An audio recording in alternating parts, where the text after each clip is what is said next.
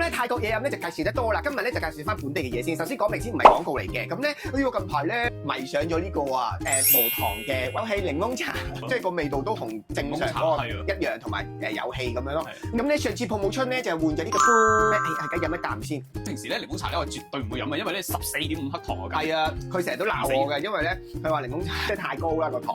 咁但係如果飲呢個咧，就唔使驚。又有檸檬味又有茶味。另外咧，佢今次個新嘅泡沫春有呢個盲袋啦，佢後邊咧有4款公仔嘅，我最中意就係呢個。跟住咧，然之後咧，佢咧你繼續講埋佢啦，花咗半個鐘頭時間咧，就要人哋咧喺度幫你喺度甩。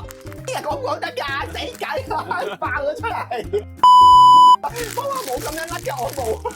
咁又唔係咁樣啦。我話喂，咁但係你都佢呢個圖咧平面㗎嘛，咁你根本都唔知佢入面係點樣，個大細係點樣。最後咧，我哋咧就估計最扁嗰個應該係佢，就係佢啦。